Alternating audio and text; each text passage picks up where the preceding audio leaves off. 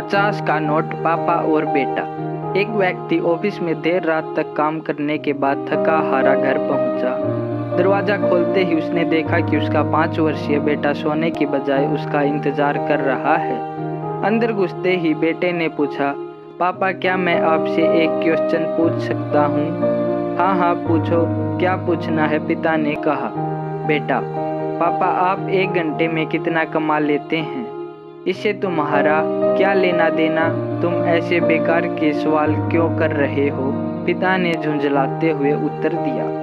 बेटा, मैं बस यही जानना चाहता हूँ, प्लीज बताइए कि आप 1 घंटे में कितना कमाते हैं? पिता ने गुस्से से उसकी तरफ देखते हुए कहा, 100 रुपये। अच्छा, बेटे ने मासूमियत से सर झुकाते हुए कहा, पापा क्या आप मुझे 50 रुपये उधार दे सकते हैं? इतना सुनते ही वह व्यक्ति आग बबूला हो उठा। तो तुम इसलिए ये फालतू का सवाल कर रहे थे ताकि मुझसे पैसे लेकर तुम कोई बेकार का खिलौना या ऊट पटांग चीज खरीद सको। चुपचाप अपने कमरे में जाओ और सो जाओ। सोचो तुम कितने सेल्फिश हो। मैं दिन रात मेहनत करके पैसे कमाता हूँ और तुम उसे बेकार की चीजों में बर्बाद करना चाहते हो। यह सुन बेटे की आंखों में आंसू आ गए और वह अपने कमरे में चला गया। व्यक्ति अभी भी गुस्से में था और सोच रहा था कि आखिर उसके बेटे की ऐसा करने की हिम्मत कैसे हुई। पर 1 आध घंटा बीतने के बाद वह थोड़ा शांत हुआ और सोचने लगा कि हो सकता है कि उसके बेटे ने सच में किसी जरूरी काम के लिए पैसे मांगे हों, क्योंकि आज से पहले उसने कभी इस तरह से पैसे नहीं मांगे थे। फिर वह उठकर बेटे के कमरे में गया और बोला, क्या तुम सो रहे हो? नहीं, जवाब आया। मैं सोच रहा था कि शायद मैंने बेकार में ही तुम्हें डांट दिया। दरअसल दिन भर के काम से मैं बहुत थक गया था, व्यक्ति ने कहा। आई एम सॉरी, ये लो अपने 50 रुपये।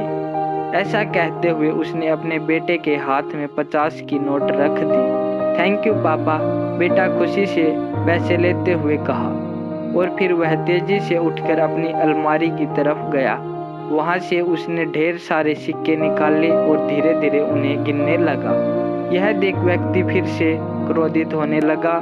जब तुम्हारे पास पहले से ही पैसे थे तो तुमने मुझसे और पैसे क्यों मांगे? क्योंकि मेरे पास पैसे कम थे पर अब पूरे हैं, बेटे ने कहा।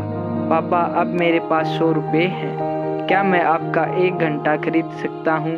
प्लीज आप ये पैसे ले लीजिए और कल घर जल्दी आ जाइए। मैं आपके साथ बैठकर खाना खाना चाहता हूँ। दोस्तों, इस तेज रफ्तार जीवन में हम कई बार खुद को इतना बिजी कर लेते हैं कि उन लोगों के लिए ही समय नहीं निकाल पाते जो हमारे जीवन में सबसे ज़्यादा इम्पोर्टेंस रखते हैं। इसलिए हमें ध्यान रखना होगा कि इस आपाधापी में भी हम अपने माँ बाप, जीवन साथी, बच्चों और अभिन्न मित्रों के लिए समय निकालें, वरना एक दिन हमें भी एहसास होगा कि हमने छोटी मोटी चीज़ें पाने के लिए कुछ बहुत बड़ा खो दिया।